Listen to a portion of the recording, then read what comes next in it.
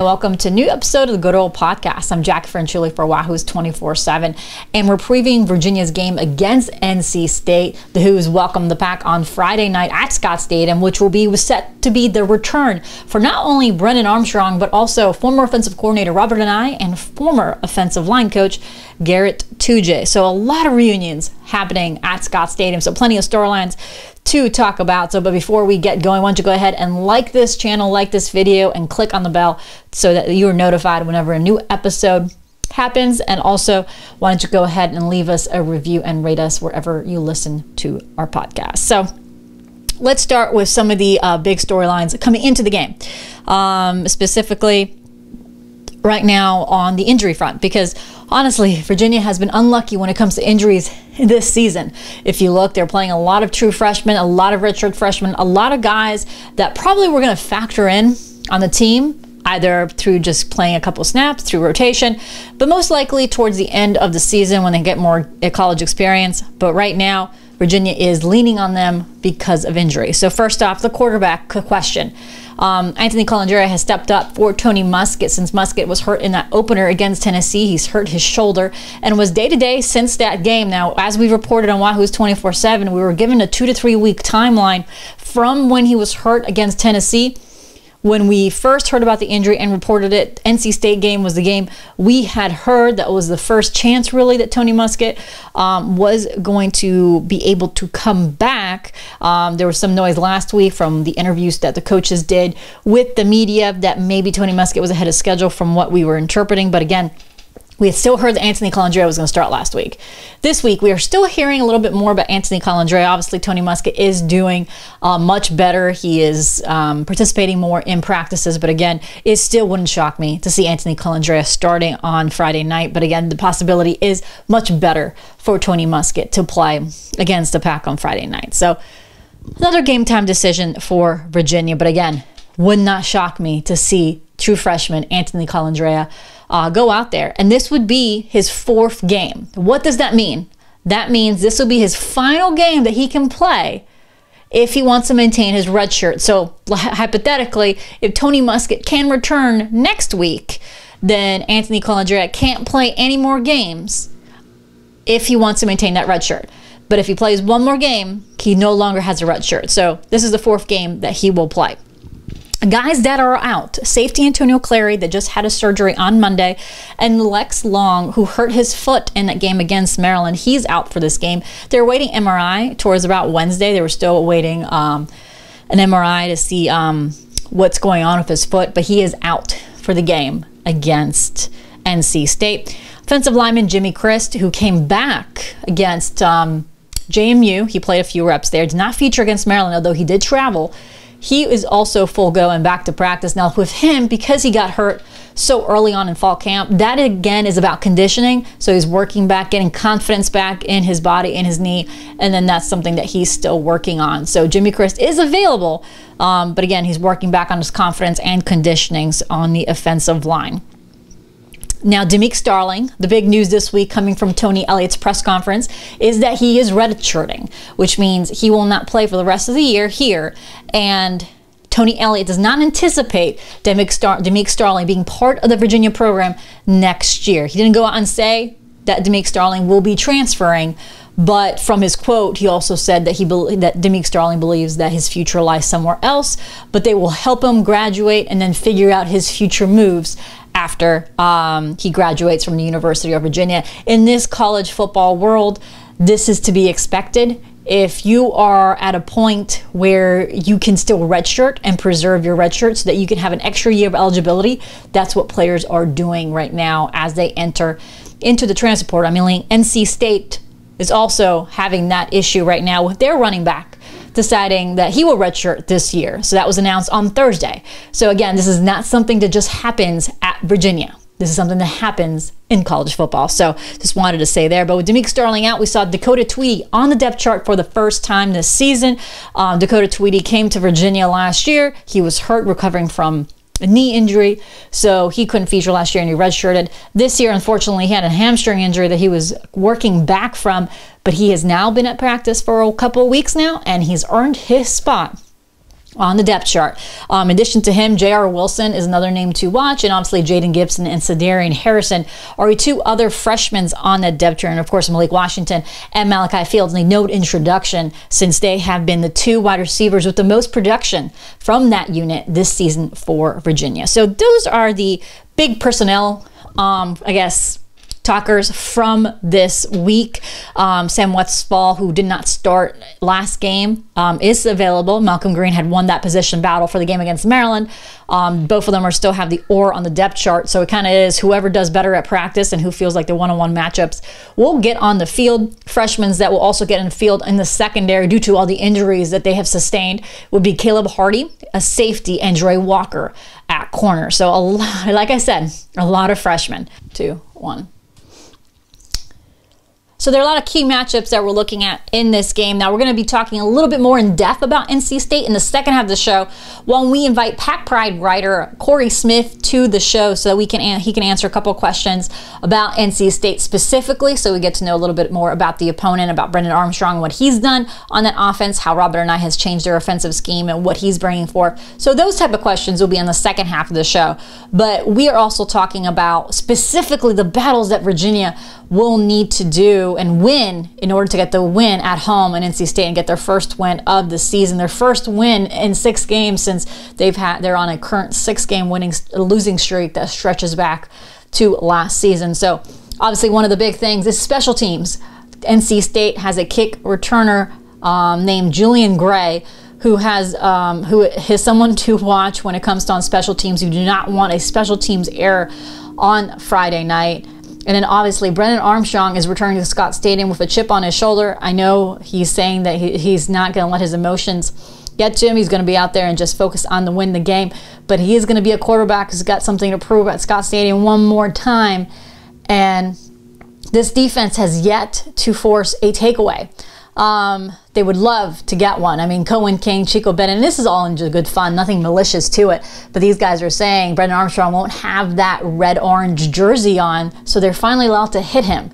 So a lot of fun times at the press conferences and interviews with the players this week. They're ready to face Brennan, but that is going to be a key matchup. Brennan will most likely throw those tight window throws that Virginia fans are used to. He makes them sometimes, and sometimes they're an interception. You're going to have to take opportunities. You can't just touch the ball and make it a pass breakup. You're going to have to come down with the ball. That could be a difference maker from winning or losing. In my prediction later on, I'm going to have probably a higher point total for Virginia than a lot of people are predicting, but I am thinking that the defense is going to have an opportunity to score for Virginia because of a forced takeaway. So that is one of my bold predictions that is coming on Friday when I post up my 5 predictions. So that's one key of the battle is stopping Brennan Armstrong in the air by forcing a turnover, but also James Jackson, Josh Ahern, their battle to make sure they stop the run. Brennan Armstrong is not just a passer. He can hurt you for legs, something, again, Virginia fans remember, because he was their leading rushers for 2 years. So Brennan Armstrong is going to be a guy that is going to try to run the ball. So it's going to be a tough test for this run defense who hasn't been consistent in stopping the run this year. And one was the reason why Maryland and JMU were able to come back in the 4th quarter was because they were able to get that ground attack going in both of those periods. Now, on the other side of the ball, Virginia's offensive line is going to face a tough defensive test with a 3-3-5 from Tony Gibson, their defensive coordinator. That is going to be an interesting battle for the O-line because obviously the O-line is still a work in progress. So they're going to have to read those blitzes and have to read where these pressures are coming from. So, and especially if you have Anthony Colandrea under center, a freshman facing this, it's going to be a battle to watch. So a lot to get through there, but again, these are some of the key matchups for Virginia as you're looking. And of course, you want Virginia to run the ball as well. But again, it's stopping the run, making sure that you don't hurt yourself with pre-snap penalties, turning over the ball, but also making sure your special teams does not give anything away, and then forcing that turnover and hoping that you're able to run the ball and make some good plays on offense. So those are some of the key matchups, but we're going to take a quick break.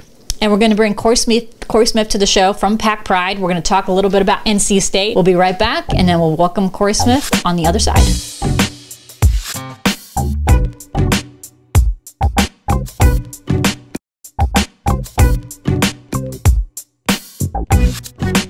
And welcome back to the Good Old Podcast. I'm Jacquie Franciulli for Wahoo's 24/7. And we're going to have Cory Smith joining us from the phone. As I told you earlier, midweek games, it's a little different when we have to do things a little bit getting rushed and on the road. So, Cory, thank you so much for joining us. I know you were on the road covering some basketball recruiting stuff for NC State, so I appreciate your time to join us. Yes, ma'am. I appreciate you having me on. I think we should just start with this, Cory. I know everyone wants to know, right? Brennan Armstrong returning to Charlottesville, facing his own team. What? Yeah, I know. Shocker. So what have you seen from Brennan Armstrong so far in NC State jersey? What has stood out? Well, it's been a bit of a mixed bag, to put it, the best way possible. I mean, what we saw from this past week was, a guy who completed 87% of his passes and, rushed for some good yardage, but did that against an FCS team. So it's kind of hard to predict whether or not that's, going to be the norm moving forward. I definitely don't think 87% passing is normal for anybody. But, the big thing for him is he's shown, his ability with his legs. He's shown, some good deep passes down the field and completed some of those. But at the same time as, missed some of those shots as well. Had a really, really bad interception in the fourth quarter against Notre Dame. I mean, people see that as a blowout loss for NC State, a 45-24 loss. But what they don't realize is the offense's inability at the end of the third quarter after the defense got a turnover that could have tied things up at 24-24 at the time. And instead, they weren't able to drive the ball down the field, missed the field goal, and then NC State throws, I say NC State, Brennan Armstrong threw for one horrendous interception in the fourth quarter, and then he had a receiver drop one right into the breadbasket for Notre Dame that led to that. So, I think right now, again, like I said, a mixed bag is the best way to categorize it. But, if he's able to translate, and his playmakers are able to translate what they did last Saturday, granted against an FCS opponent, I think, that bodes well for them moving forward. Now, from someone looking from the outside, looking at NC State, looking at the roster, looking at the couple of games, we see Brennan Armstrong and we see a couple of young receivers, but we don't really see a focal point to this offense. Just from, looking at things, do you, especially a wide receiver at the tight end room, doesn't feel like there's a top target for Brennan at the moment? Is that a fair assessment of where this offense and where the ball, I guess, the playmakers are right now? Yeah, I mean, the guys that they're depending on right now, two of the best receivers early on have been true freshmen. When you have a guy like Kevin Concepcion that's been, the guy that they've utilized a lot early on. He's been kind of their, check down normal receiver out of the slot, the guy that, can be a little bit of a safety valve for them, but how much of a safety valve is a guy that's a true freshman that's playing his first games at the college level. We've seen that, be an issue at times. And then, the hope before the season was guys like, Terrell Timmons Jr. and, a guy like Anthony Smith potentially would step up and be, deep downfield threats, and neither one of them have to this point. But then, I think the bright spots have been the fact that a guy like Bradley Rosner over the last couple weeks has caught touchdowns in the red zone. He's a, big body receiver, 6'4". I think he's listed at 6'5", but he even said last week he's actually 6'4". And then you look at, another guy that was able to break out this past week in Julian Gray. He caught a 60-yard pass from Brennan that I believe was, probably 40 to 50 yards through the air. So that was a big play for NC State in that sense. So you're seeing other guys step up. It's just, I think the positive is the fact that there are so many guys that can make plays. It's just they've all struggled a little bit at times with drops and, not being able to get separation to be able to create those big plays. Now, on the other side of the ball, this is going to be quite the challenge for Virginia. I feel like, it's all the cliche in college football is talking about how the game will be won in the trenches. And I feel like that's pretty accurate. Defensive line for Virginia is going to have a tough challenge facing Tony Gibson's defense for NC State. Gibson does a good job of challenging the offense to adapt and trying to decipher what pressure is coming at you. Could you kind of discuss a little bit what makes it a challenging defense to go up against? Yeah, I mean, Gibson's defense is so difficult to track just because of the fact that, he asks for the absolute best, particularly out of his linebackers. And, they've had multiple guys that have, over the last couple, have been, those go-to guys, and Drake Thomas and Isaiah Moore both moving on. But they've had, some really good play from Jalen Scott. Devon Betty had one of his best games this past week. And then obviously Peyton Wilson returning and being kind of that, uncaged animal as far as a linebacker is concerned. And sometimes you can control it, sometimes you can't. You never know where he's going to end up. But you always know that he's just a hard-hitting linebacker. And I think the biggest thing that's helped this defense this year has been, and I sent this over to you and your questions as well, was, this defensive line has been playing at a different level this year. Travali Price had to start in the UConn game. That wasn't ideal for him, but, it's made him a better player. You saw it this past week. He played really well, again, against an FCS opponent, but he was getting a lot of pressure. And then, Davin Vann has really stepped up his game this year. Normally in this system, it's been, the defensive front just, kind of create gaps or eating up double teams in order for the linebackers to be able to blitz the quarterback. And it's been a little bit of the opposite so far, with Davin Vann getting after the quarterback. Brandon Cleveland stepped up against Notre Dame and was actually named to the Pro Football Focus Team of the Week because of his play in that one. So there's a lot of guys along this defensive front that I think have made it better. And all of that combined with, two returning starters at the cornerback position and a good safety unit. They've lost Jakeem Harris for the season, but they've got some guys back that they feel really good about. So there's a lot of stability there at with the secondary, and I think that only makes it easier for that defensive front to be able to get after quarterbacks and running backs in the backfield. And I know early on the show we talked about the return of Brennan Armstrong, but he's not the only one who is returning. Robert and I, 2J, a lot of storylines, a lot of Virginia connections in this game. So, one, when you look at this offense, who has new pieces, I mean, obviously Brennan is there, but you also have Robert and I bringing his offensive scheme. You got a new O-line coach. What changes have you seen in the offense? It's gonna be quite, we talked about Brennan, and we even spoke to Brennan about what he believes his first time back at Scott Stadium would be, but it's going to be quite the reception for all those connected to Virginia. Yeah, I mean, as far as Robert and I's offense is concerned, I think it's still early because, again, like I said, it's figuring out who the playmakers are. Like I talked about Bradley Rosner earlier, he was the guy that didn't even enroll until right before fall camp started. And then you've got two true freshmen that are being asked to, be utilized in large roles. So it's figuring out, how they fit into this offense, what real roles they can play and how much they can do that.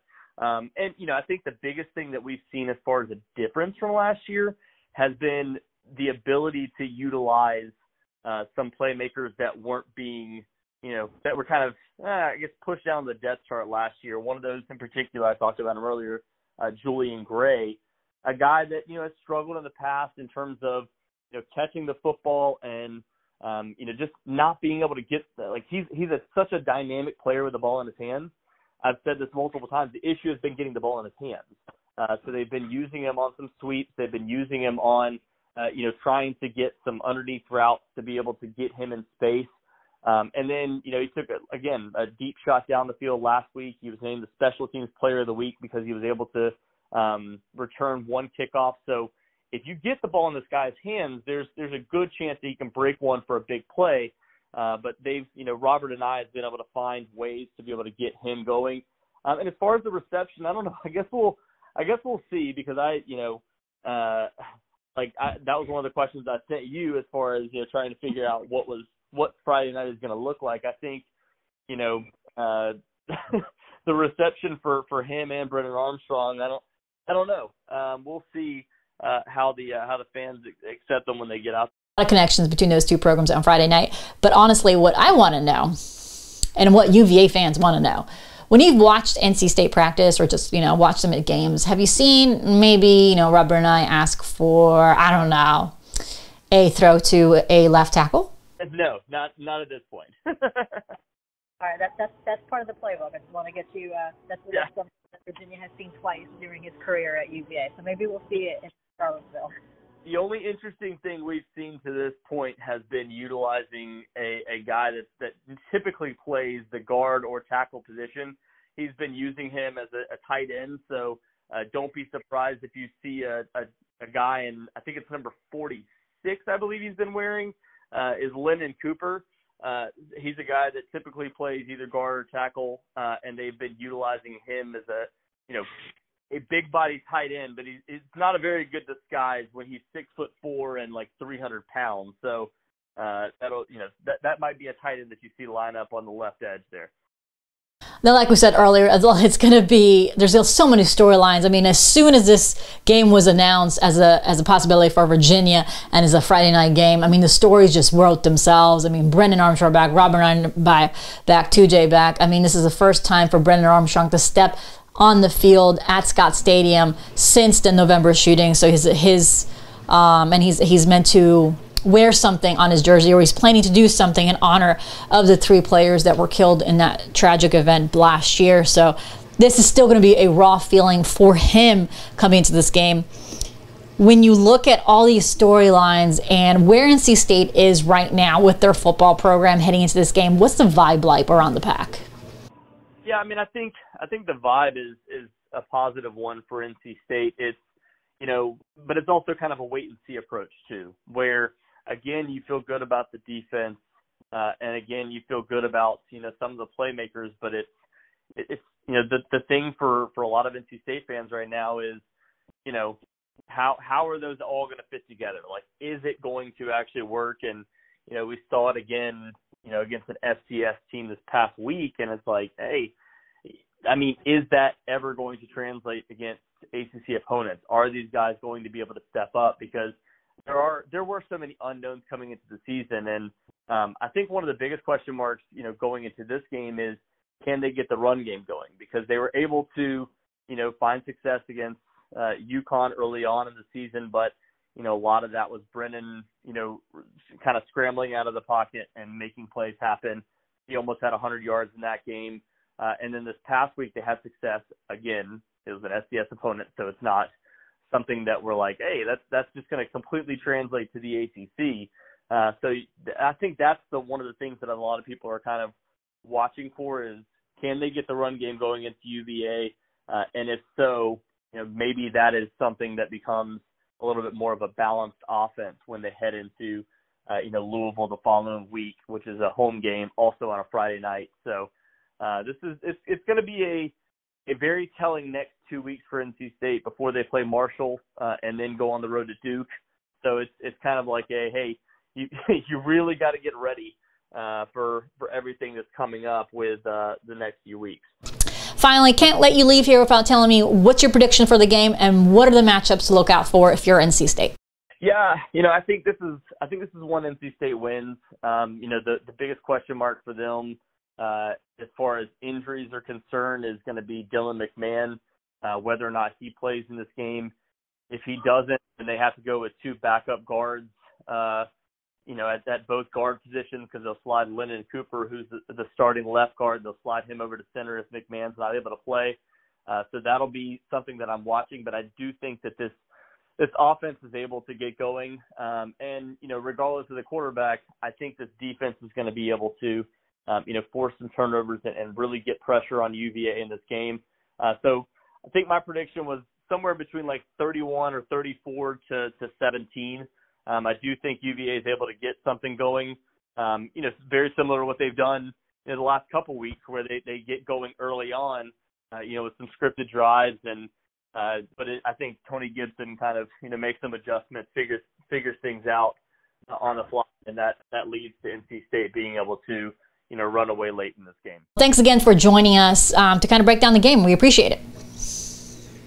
And of course, you can look at Wahoo's 24/7 and Pack Pride. If you're a 24/7 subscriber, you have access to the entire network. So not only do you get content from Wahoo's 24/7 if you're a Virginia fan, so you keep up to date with all the recruiting and team news, but you also have access to Pack Pride, to what they're saying behind the scenes and behind enemy lines. And that goes with every team that Virginia faces moving forward, like Boston College next week, like North Carolina after the bye week, like Miami. So if you come on Wahoo's 24/7 and you are a subscriber, you have access to the entire network. So again, they do great work at Pack Pride, and they'll have you covered if you're interested in knowing a little bit more of the Pack heading into the game, so you are aware of what Virginia will be facing on Friday night. And of course, we will have you covered on the Virginia angle of all the information coming to you from the game. I will be there again. I'll be full coverage, and I'll also be at Boston College the week after. So we are trying to go really deep with coverage for our football program, and also with recruiting as well, since Virginia will host